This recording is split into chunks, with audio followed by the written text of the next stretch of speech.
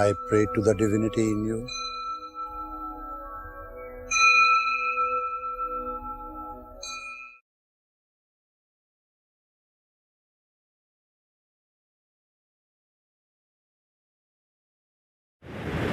Well, I was 13 years of age when I first visited Gangotri and stayed in a cave which we saw yesterday. It's 2 miles towards Gomukh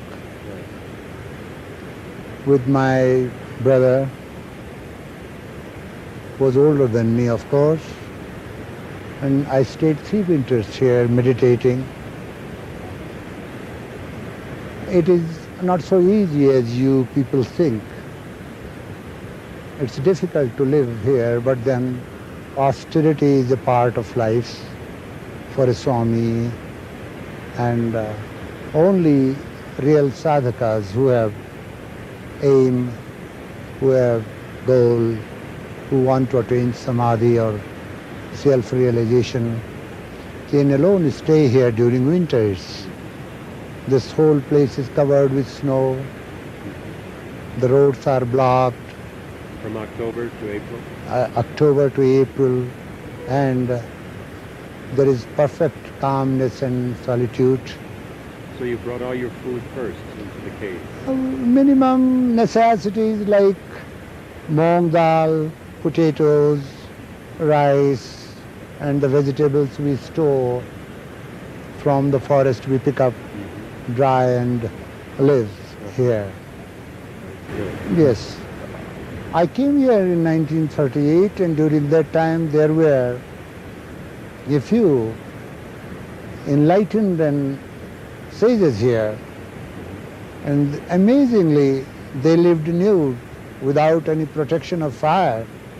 Even in winter time? In winter time, all the time, in the caves, in little thatched huts, and they were examples for the sadhakas to practice austerity, and it was something great. But I don't find such sages these days. There might be 1 or 2 hidden somewhere in the caves, as you have seen many caves all along. There are a few hidden sages here, and there are places from where they get food once in a day, and then they quietly go and stay in the caves. Yes. There are certain kriyas they do, pranayama, you see, and with the help of pranayama, with the help of mind control, with the help of the kriyas they do, practice, one can survive in cold. Condition themselves. Yes, of course. If somebody is a seeker and really wants to seek truth, this place will be helpful to him. Well, there are many fascinating places in America, beautiful mountains, but the question is, those mountains are not like Gangotri mountains. There is a long tradition. Since ages, sages stayed in these mountains, and these mountains vibrate spirituality, and it's lacking in those mountains of the West. Otherwise, mountains are mountains, and it is a tradition for Indian sages to go to the Himalayas, meditate, and live in the caves, lead solitude, quiet life, and it's a long tradition. Those who are real meditators, they can help the world and suffering humanity, even from the caves and quiet corners of the Himalayas, by, you see, praying for them, by sending their thought waves and helping the world. They are powerful people.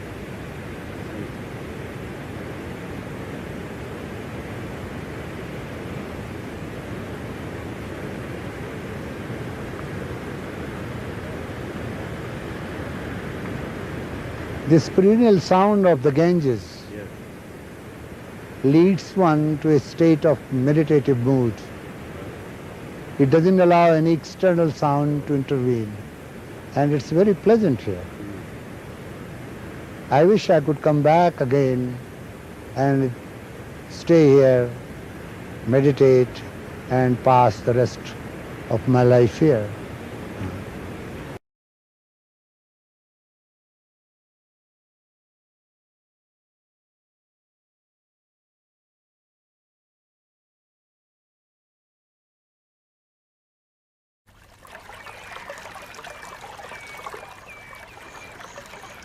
In 1949, a party of big game hunters, following the course of the river Narmada in central India, chanced upon a young man in a state of deep meditation. He was surrounded by crocodiles. Stunned by the sight, they took a photograph, which was published the next day. In a few weeks, the man was installed to one of the highest spiritual positions in India. This is the extraordinary story of a man who could control the uncontrollable, a man of many facets and many roles, but above all, a man of indomitable faith in the divine nature of humanity.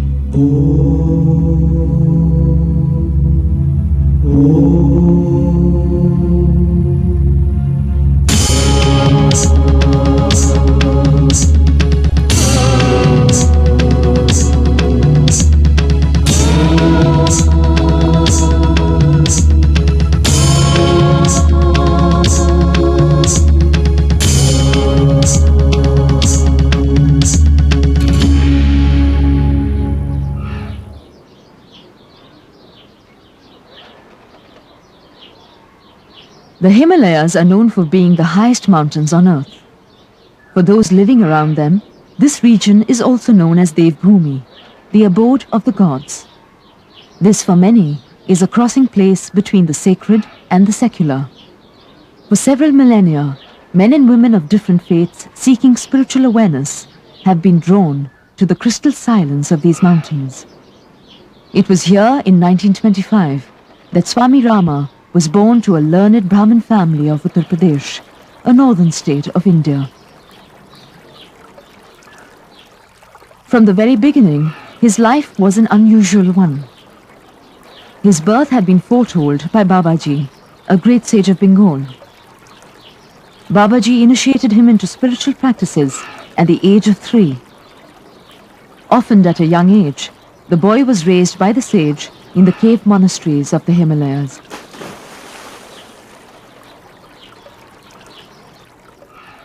By the age of 18, Swami Rama was trained in various schools of Indian philosophy. Under the guidance of Babaji, he underwent rigorous yogic disciplines. While at university in Allahabad, he invariably amazed his professors by his power of concentration and his spiritual wisdom.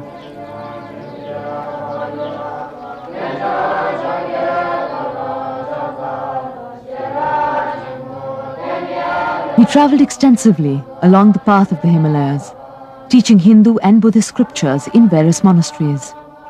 At 21, he journeyed to Tibet to meet with his Grand Master and to further his knowledge of yogic practices. In spite of deep knowledge of the scriptures and great expertise of yogic techniques, his master was aware that the young adept had yet to acquire dispassion and non-attachment. He instructed Swami Rama to travel the country and to undertake periods of intense meditation. It was at this stage that Swami Rama was sighted by hunters. The picture they took of him meditating amongst crocodiles came to the attention of Dr. Kurtkoti, the Shankaracharya of Karvipitham, who was looking for a successor.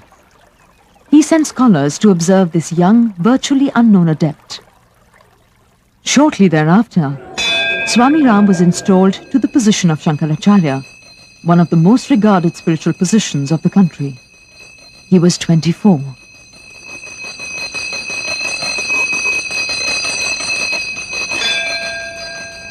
Renamed Sadashiv Bharati, the young Shankaracharya lost little time in introducing significant socio-religious reforms. He permitted the entry of untouchables into temples and abolished the age-old custom of Devdasis. women who were often forced to live in temples to serve priests in the name of God.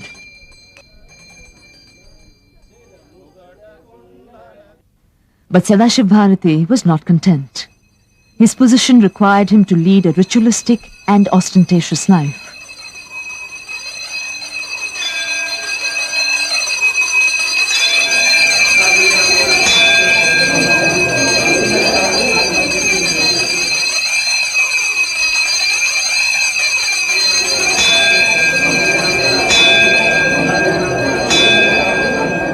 For a free spirit, a man of truth, and a man of silence, it was increasingly stifling. With little time to meditate, he was teaching others what he himself could not practice. 3 years later, leaving the pomp and grandeur behind, he simply walked away.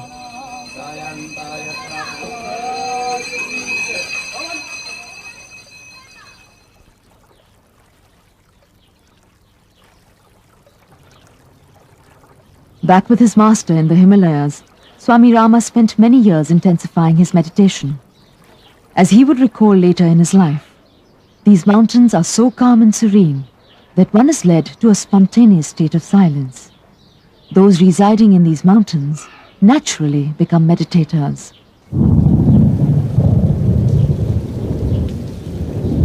Following the instructions of his master, for 11 months he lived in complete isolation in a cave with a tiny opening. His food was left outside. He cleansed his body through vigorous yogic techniques of pranayama. 11 months later, he emerged, a man with a purpose, with determination to serve humanity and to build a bridge between science and spirituality.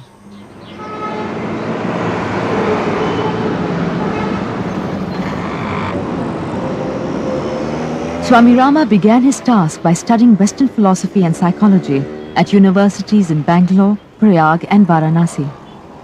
He completed a degree of Doctor of Homeopathic Medicine and Surgery at Darbhanga. He then travelled to Europe, where he continued his studies at several universities, including Oxford. He worked for a while as a medical consultant in London and assisted in parapsychological research in Moscow. He returned to India in 1966 and established a clinic and an ashram at Rishikesh on the banks of the Ganges. 2 years later, he journeyed to Japan. He met with the spiritual head of Sukyo Mahikari, Reverend Okadasan. Much to his surprise, when Swami Ram was introduced to him, Okadasan instantly embraced him and said, "I have been waiting for you. I hope you will help me learn the secret teachings of the Himalayan masters." Swami Rama stayed in Japan for 6 months and taught various spiritual groups in Tokyo and Osaka.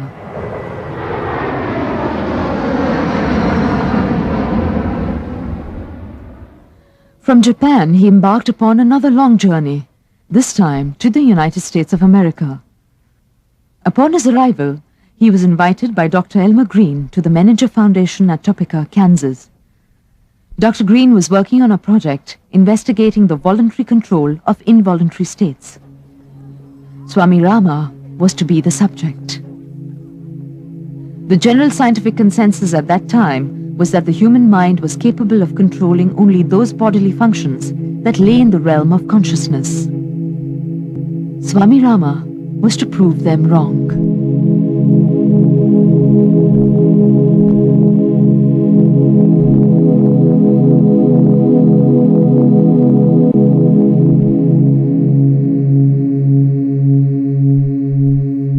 The experiments revealed astonishing results. Swami Rama demonstrated extraordinary control over his brain, heart, circulatory and nervous systems. He commanded his brain to produce theta and delta waves on demand.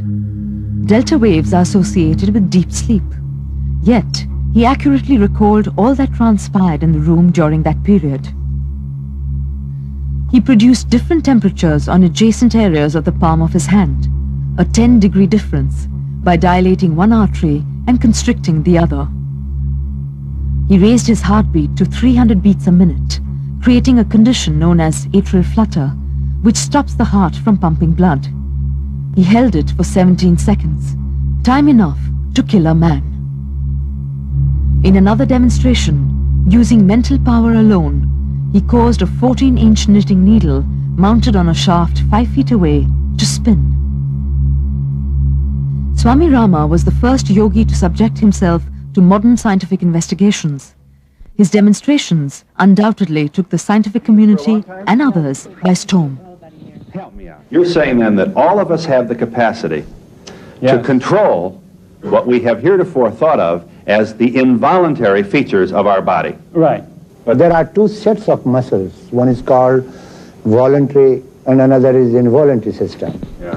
So far, people think that involuntary system is not under our conscious control, but that's not true. Our involuntary system can be controlled, you're saying? Very easily. Including our breathing. Yeah. Can I control my breathing without thinking about it? No.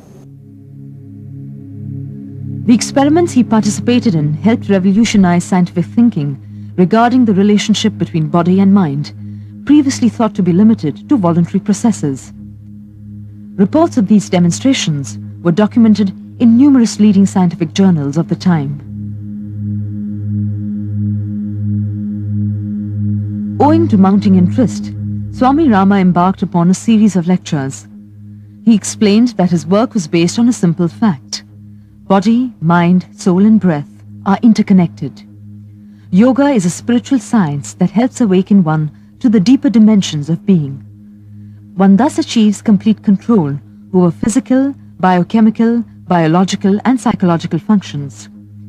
He explained that power over the autonomic nervous system lies in the proper method of breathing. The first step was to observe one's breath. His simple explanations to complex phenomena, combined with his humility, won him many admirers. People from different walks of life regarded him as their teacher.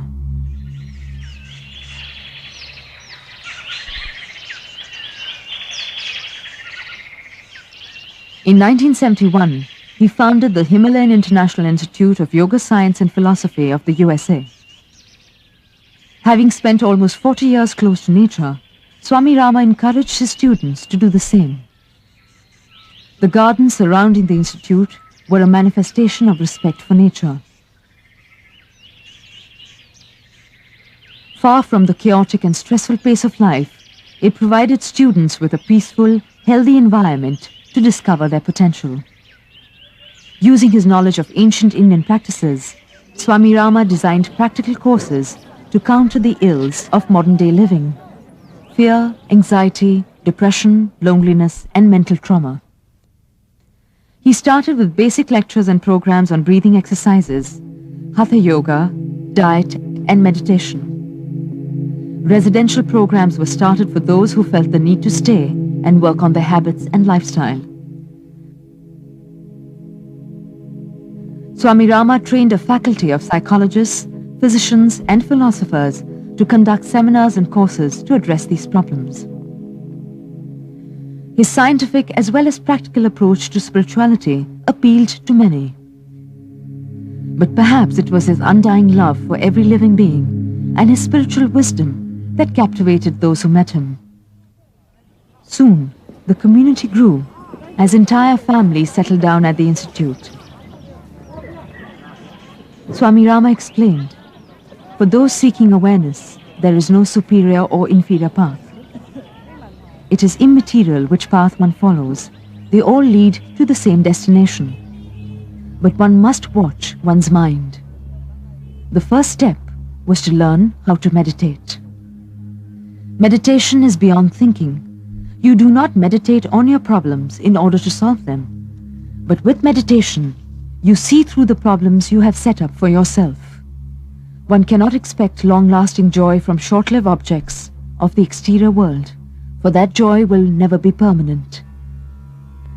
His was a call to look within.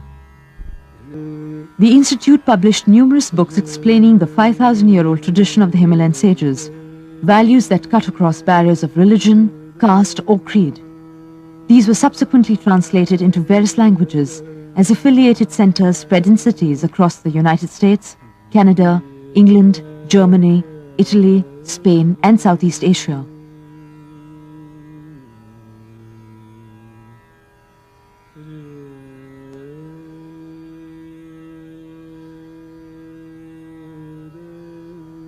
Swami Rama stressed the importance of physical fitness. An unhealthy body, he explained, dissipates the mind. Maintaining physical health is thus an integral part of spiritual practice.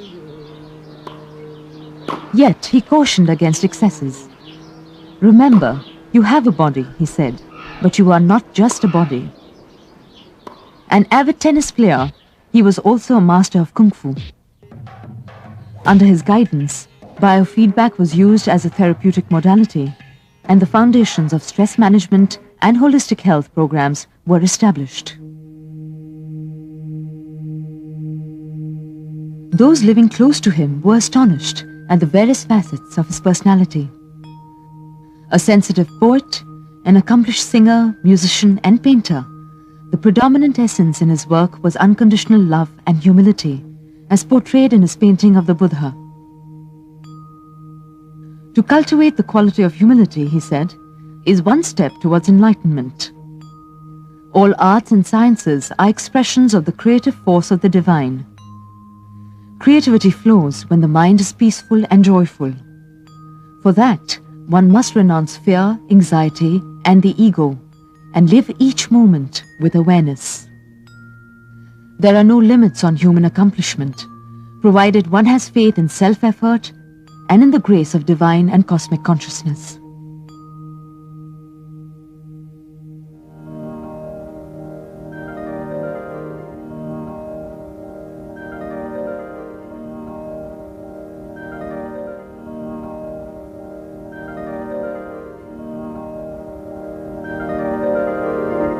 Gurur Brahma, Gurur Vishnu, Gurur Devo Maheshwaraha, Gurur Sakshat Parabrahma,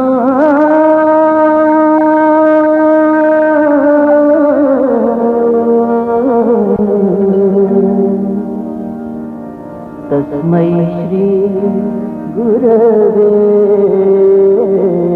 Namaha.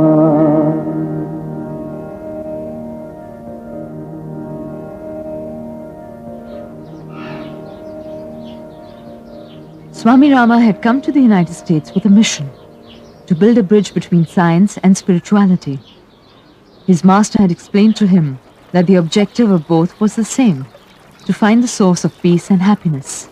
Science seeks it in the external world, spirituality in the inner world. Swami Ram had accomplished his mission, but his work was not over yet.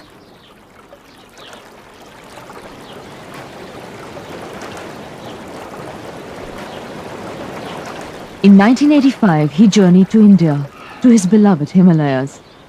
For 2 years, he searched for an appropriate location in Uttar Pradesh to set up what he had in mind.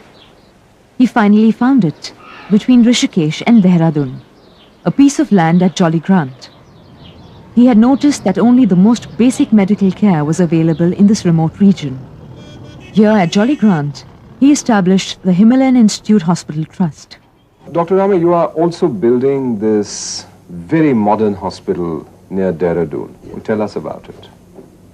That's my dream being materialized, you see, and I think the dream is fulfilled when it comes into action. And I had a great fire within me to build this great hospital which will serve people, particularly poor people. And you know, the people of the mountain of Kumaon and Garhwal region are very poor. They cannot afford to go to the hospitals because hospitals are far away. People die before they reach the hospital. So I want to give them all these facilities and modern amenities so that they don't have to rush to Bombay, Delhi, Chandigarh, and all the problems can be solved at Dehradun. It began as a small outpatient facility serving people from nearby villages and towns. Within 3 months, the size of both the staff and the facilities expanded fourfold. In 5 years, the hospital was complete. Inaugurated in 1994 by Dr. Manmohan Singh, India's finance minister of the time, The Himalayan Institute Hospital is an ultra-modern medical center designed to serve the medical needs of 10 million people of the Garhwal and Kumaon Himalayas. But Swami Rama's vision was not confined to a hospital.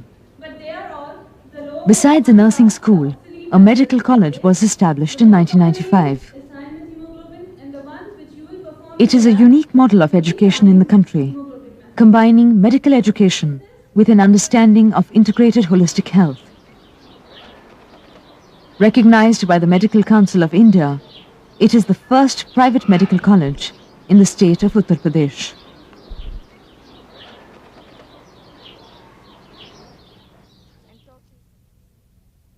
But healthcare was only a partial answer to the problems of the region. A rural development project was started to improve living standards in villages. With a dedicated staff of a handful, the RDI provides outreach programs for 600 villages through mobile clinics and satellite centers. The RDI offers education in sanitation, immunization, maternal and childcare health, nutrition, family planning, and prevention and control of endemic diseases.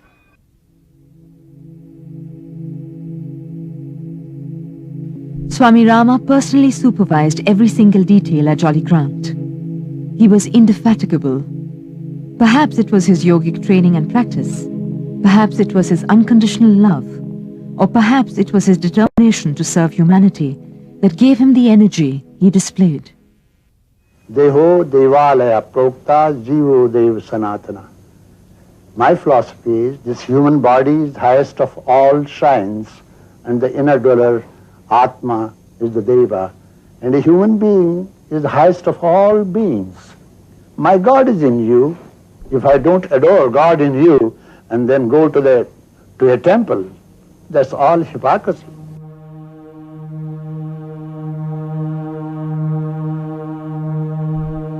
Swami Rama received many accolades, including the Martin Buber Award and the Shiromani Award from the Vice President of India. But these meant little to him. It was not on him to take credit for what he did. I am a messenger, he said. A messenger delivering the wisdom of the Himalayan sages of my tradition. My job is to introduce you to the teacher within. Life is a beautiful song. Sing it, and you will find the composer seated in the lotus of your heart. Swami Rama left his body on 13th November 1996. His had been an extraordinarily fascinating journey, rather unbelievable for those who did not know him. For those who did, he will live forever in the lotus of their hearts.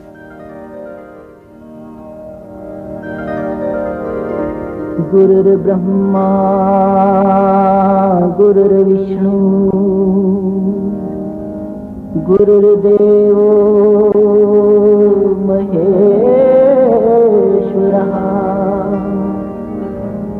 Gurur Sakshat Parabrahma,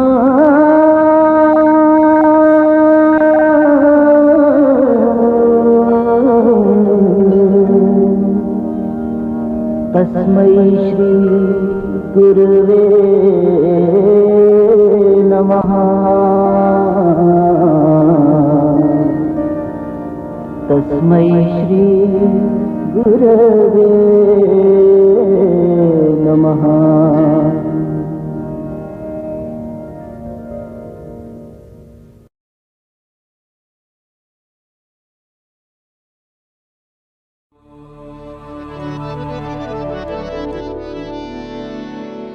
Shri Ram Charanam, Shri Ram Charanam, Shri Ram Charanam Bhaje.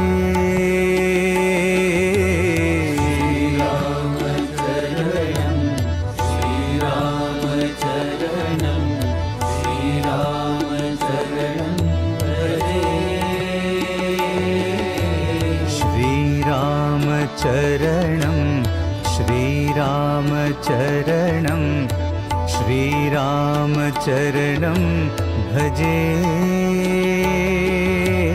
Shri Ram Charanam, Shri Ram Charanam.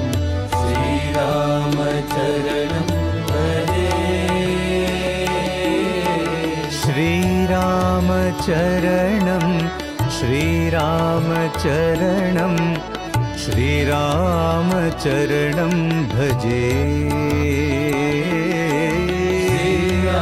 श्रीरामचरणं श्रीरामचरणं श्रीरामचरणं भजे श्रीरामचरणं श्रीरामचरणं श्रीरामचरणं भजे श्रीरामचरणं श्रीरामचरणं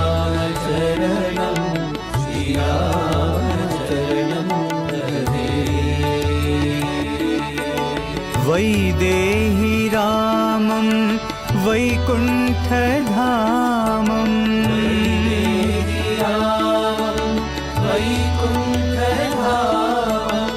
वैदेहि रामं वैकुण्ठधामम्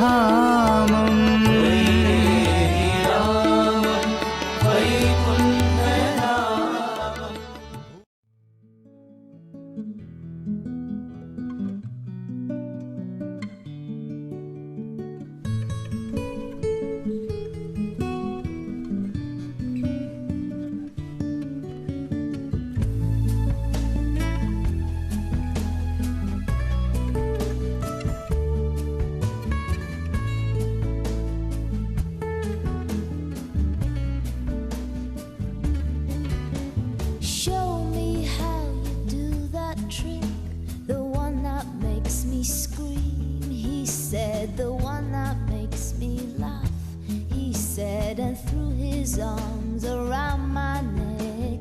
Show me how you do it, and I promise that I'll run